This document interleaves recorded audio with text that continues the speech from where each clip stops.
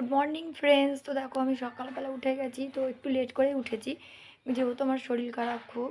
তো জ্বর, মানে গলা খুবই ব্যথা, কথা বলতে পারছি না, কাশি হচ্ছে প্রচণ্ড, রাত্রেবেলা কাশতে কাশতে ঘুম হয়নি। তো এখন আমি ঘুম থেকে উঠলাম।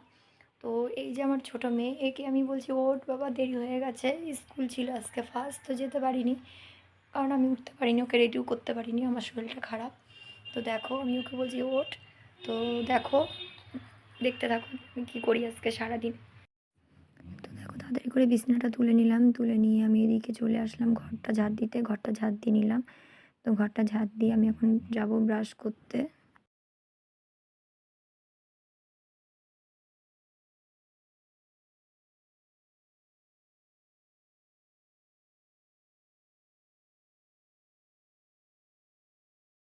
আমি কি সকালবেলা টিফিন খাবো, মুখ ধুয়ে এসেছি।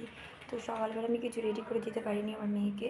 তো পাশে বাজার গেছিলো, বাজার থেকে তোমার কচুরি আর তরকারি নিয়ে এসছে, তো ওকে স্কুলে চলে গেছে।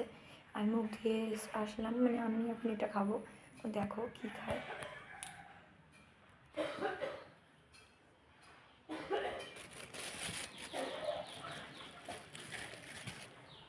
এদিকে দেখো আমার মেয়ে কিছুতেই ব্রাশ করছে না, আমি ওকে বলছি তুই মনে ব্রাশ কর ব্রাশ কর, কিছুতেই আমার কথা শুনছে না। ওর বাবার ক্রেপ ব্যান্ডেড নিয়ে দেখো কি করছে, মানে ওকে সকালবেলা ব্রাশ করাতে আমার 1 ঘন্টা টাইম লেগে যায়, বলতে বলতে ব্রাশ করে না।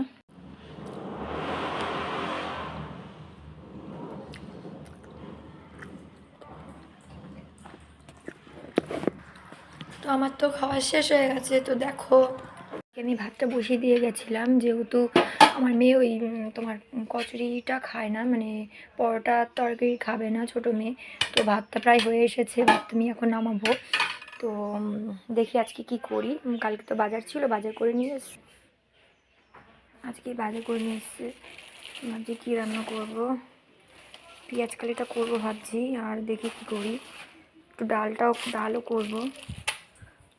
তো এদিকে তোমাদের দাদাভাই লোটে মাছ দিয়ে গেছে, যে লোটে মাছ, তো ডাল আর লোটে মাছ রান্না করব।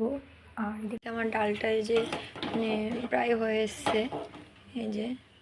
আর এদিকে তোমার পেঁয়াজ কালি ভাজা, এই যে পেঁয়াজ কালি কেটে রেখেছি, আর এদিকে লোটে মাছটাও রেডি করে রেখেছি। আর এই যে মশলাটা এখনও করিনি, তো মশলাটা করে নিয়ে আসবো। আর এই দেখো, এই যে, তো দেখো ডালে এই যে পেঁয়াজ, শুকনো লঙ্কা সম্বরা দেবো। এই যে প্রায় ভাজা ভাজা হয়ে গেছে, এবার ডালটা ঢেলে দেবো, দিয়ে দিয়েছি ডালটা। এই দেখো ডালটা নামিয়ে